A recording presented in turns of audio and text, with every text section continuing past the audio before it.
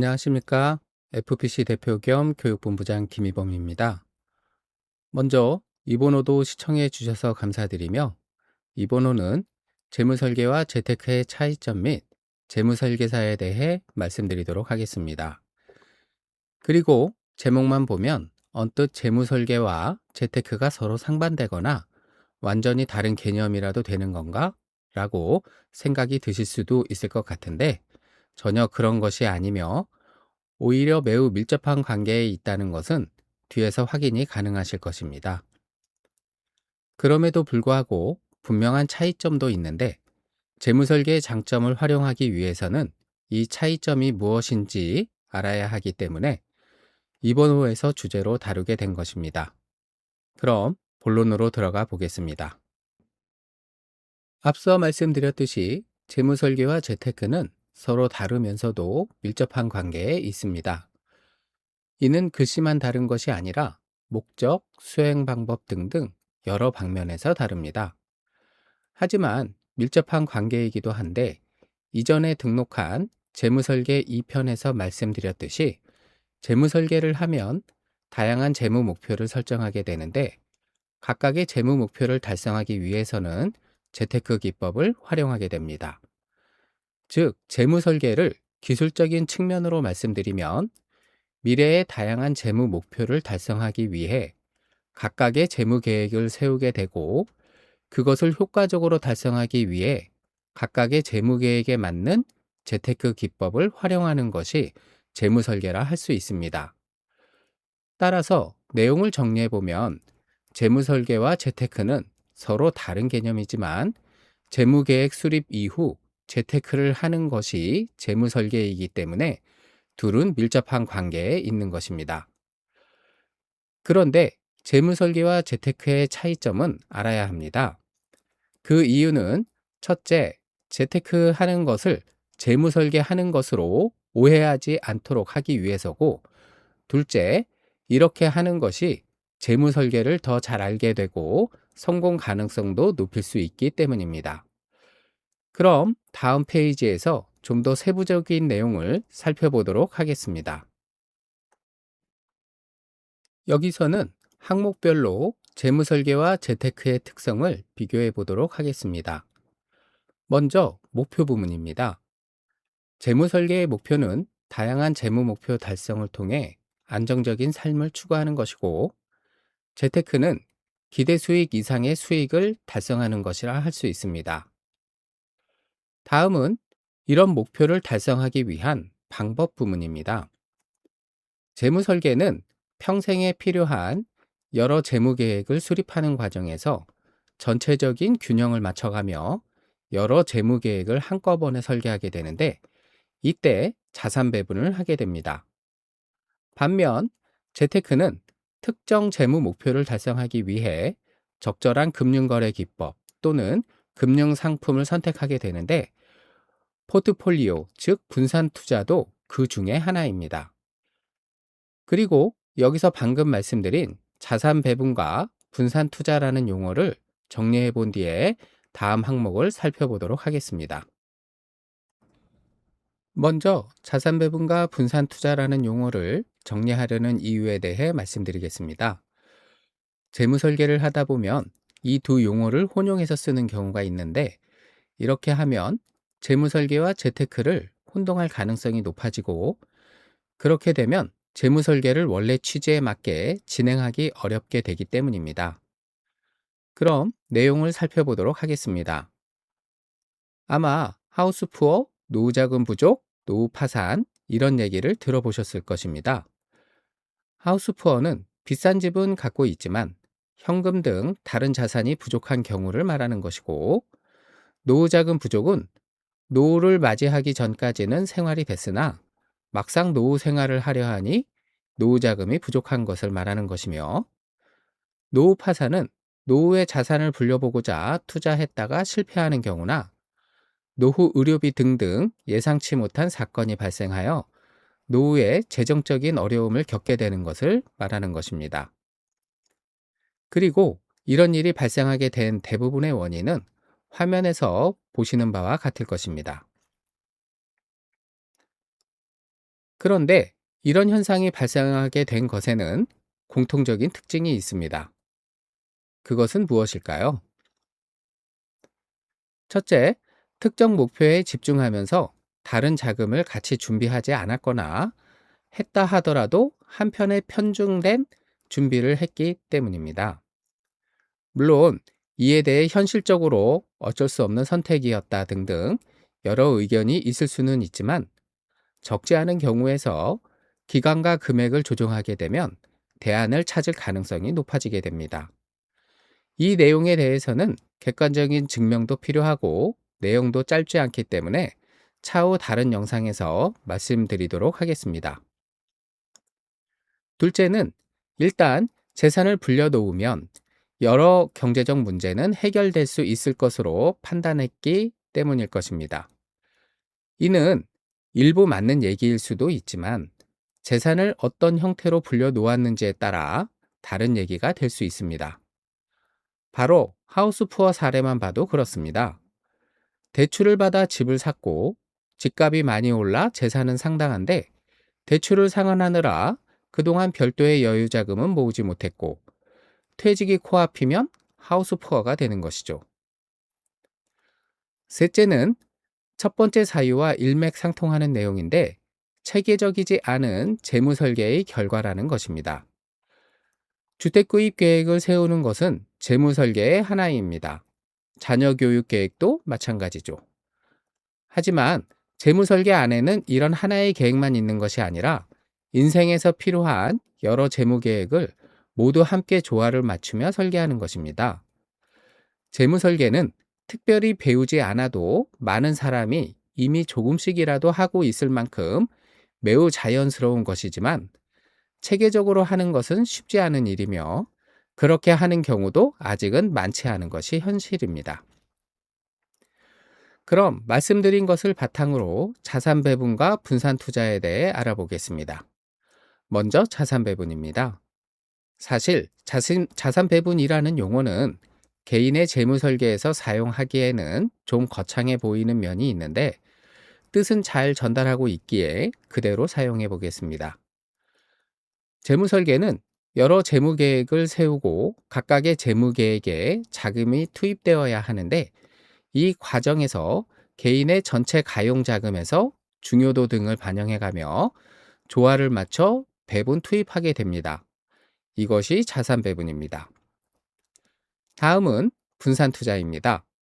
만약 재무 목표로 자녀의 대학 학자금을 설정하고 이 금액을 모으기 위해 주식과 채권에 투자하는 방법으로 재무 계획을 세웠다고 가정해 보겠습니다. 그런데 주식이나 채권을 한 종목만 선택하기에는 위험이 클 것 같아 투입 자금을 나눠서 여러 종목의 주식과 채권에 투자했다고 보겠습니다. 계란을 한 바구니에 담지 말아라 라는 말도 있으니까요. 이렇게 하는 것은 분산 투자입니다. 그리고 분산 투자는 투자에 따르는 위험을 줄이기 위한 금융기법 중 하나입니다. 이렇게 보니 자산 배분과 분산 투자는 엄연히 다른 말이며, 분산 투자는 재테크를 할 때, 자산 배분은 재무 설계를 할 때 사용하는 용어라는 것도 확인이 되었습니다. 하지만 재무 설계에서 분산 투자를 활용하지 않는다는 것은 아니며, 각각의 재무 계획을 실천하는 과정에서는 당연히 분산 투자도 선택하는 기법 중 하나가 될 것입니다. 그럼 계속해서 재무 설계와 재테크의 차이점에 대해 알아보도록 하겠습니다. 재무 설계와 재테크의 차이점 세 번째 항목은 평상시 계획을 관리하는 방법입니다. 특별한 상황이 발생하지 않은 상태에서는 일상적인 관리만 하면 되는데, 재무 설계는 각 재무 계획이 계획한 대로 진행되고 있는지, 그리고 서로의 균형은 잘 유지되고 있는지 등을 살펴보면 되고, 재테크는 수익률이 계획한 대로 진행되고 있는지를 확인해 보면 됩니다. 다음은 위험관리 방법입니다. 계획을 실행하다 보면 예상하지 못했던 위험을 맞이할 수 있습니다. 그때 위험을 관리하는 방법의 차이점을 알아보도록 하겠습니다. 먼저 재무 설계는 실행하고 있는 내용을 점검하고 상황에 맞게 계획을 조정하게 되는데, 필요한 경우 자산을 다시 배분하는 등의 조치를 취할 수도 있습니다. 그 이후 다시 계획을 실행하고 점검하고 조정하는 절차를 반복하게 됩니다. 반면 재테크의 경우는 포트폴리오 및 여러 금융 기법을 활용하여 수익률 방어에 나서게 되는데, 대응 방법이 재무 설계처럼 순환형이 아닌 일시적 대응을 하는 방법이라 하겠습니다. 다음은 이렇게 위험을 관리해서 얻고자 하는 것, 즉 위험 관리 목표 부문입니다. 재무 설계는 하나의 재무 계획에 문제가 생길 경우 그 영향이 다른 재무 계획에 미치는 효과를 최소한으로 하고, 혹시 다른 재무 계획에서 여유 자금이 발생하는 경우 문제가 되는 재무 계획으로 자금을 융통하는 등의 조치도 병행함으로써 전체 계획의 균형과 안정성을 유지하는 것이 목표입니다. 재테크의 경우는 해당 위험에 따른 손실을 최소화하는 것이 목표라 하겠습니다. 그리고 기타 부문으로 재무 설계에는 대부분 재무적 요소에 대한 고려를 하게 되지만, 개인적 특성에 따라 비재무적 요소도 고려하게 됩니다. 왜냐하면 지금은 비재무적 요소일지라도 차후에 재무적 요소로 변하게 되는 사항들도 있기 때문입니다. 반면 재테크는 목표로 하는 것의 재무적 요소만 고려하게 됩니다. 이렇게 해서 재무 설계와 재테크의 차이점을 알아봤는데, 재테크는 내용이 간결하며 명확하지만 재무 설계는 상대적으로 방대하고 순환형 구조여서 이해가 어려울 수 있습니다. 그래서 잠시 정리를 해보겠습니다. 재무 설계는 수익률 얘기도 거의 없이 무엇을 하려는 걸까요? 그것은 재무 설계는 다양한 재무 계획을 세우고 그 계획들이 목표를 달성해서 안정된 삶을 유지하도록 하려는 것이며, 각각의 재무 계획이 목표를 달성하는 데 있어 그 수단으로 재테크 기법을 활용한다는 것입니다. 즉, 재무 설계는 그 안에 여러 재테크 기법을 포함하게 되는 것이죠. 이렇게 해서 재무 설계와 재테크의 차이점에 대해 알아봤고, 다음은 우리가 만나게 되는 재무 설계사에 대해 알아보도록 하겠습니다.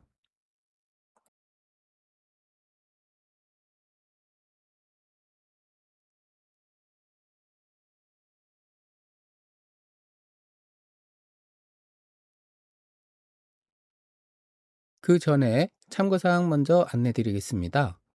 지금부터 말씀드릴 내용은 FPC의 경험에 의한 것이며, 수용 여부는 시청자께서 판단해 주시면 감사하겠습니다. 그럼 본론으로 들어가겠습니다. 여기서 재무설계사에 대해 말씀드리려는 이유는 재무설계 및 재무설계사가 우리나라에 도입된 배경 및 그동안의 경과에 대해 알려드리고, 이에 대한 이해를 통해 소비자의 금융생활에 도움을 드리기 위해서입니다.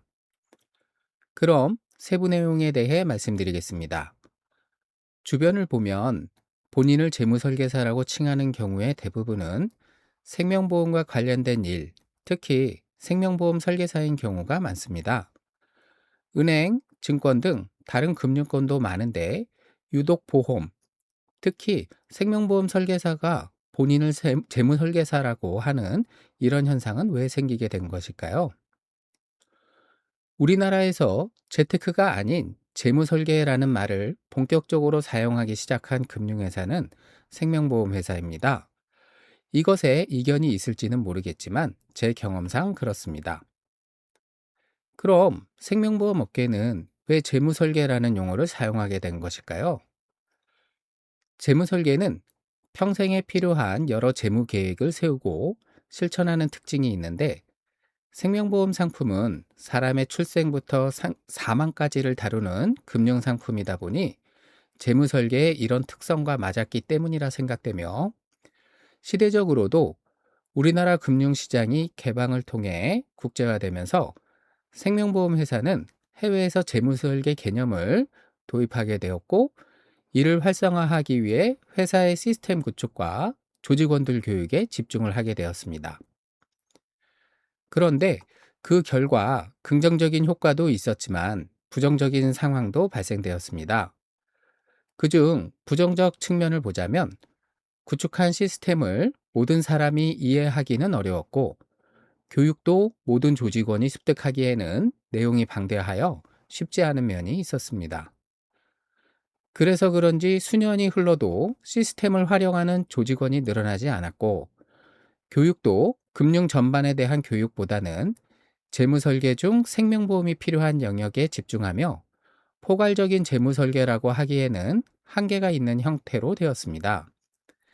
이는 큰 조직에서 흔히 볼 수 있는 조직원 개인별 역량 차이로 발생한 결과일 텐데, 어찌됐건 재무설계사에게 요구되는 지식, 경험, 재무설계 도구 등의 기본적인 요소를 모든 조직원이 갖추는 것은 현실적인 한계가 있었습니다.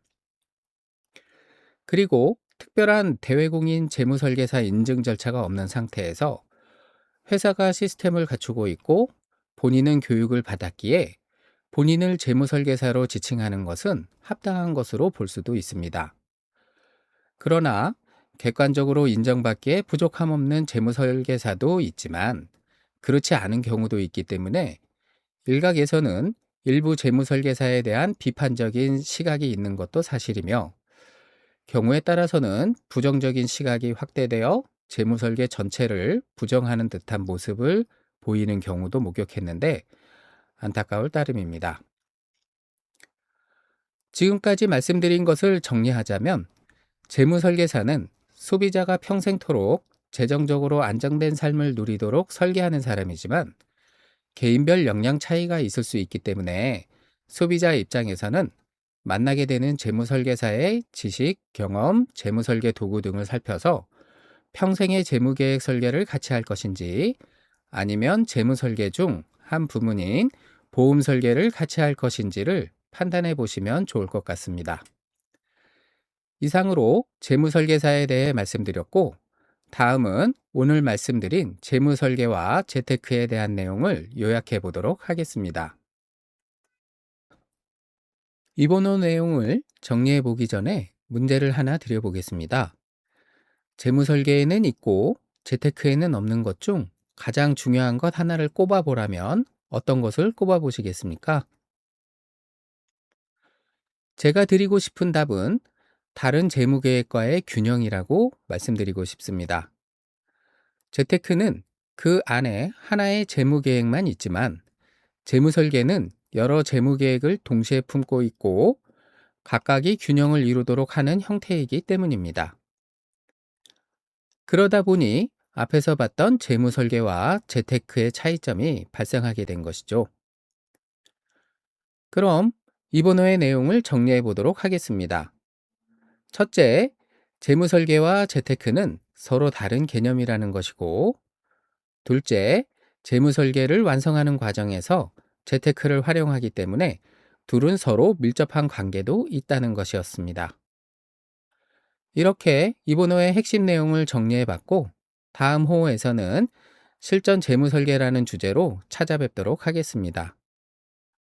그리고 이번호에서 말씀드린 것과 밀접한 관계에 있는 내용은 화면 아래에 링크로 안내해 드리니 참고해 주시면 좋을 것 같고, 현재 FPC 재무설계 TV는 금융의 다양한 면을 시리즈 형태로 등록하고 있으니 구독도 체크해 놓으시면 내용이 연계되어 더 유익한 시간이 되실 것 같습니다. 그럼 다음 호에서 뵙겠습니다. 감사합니다.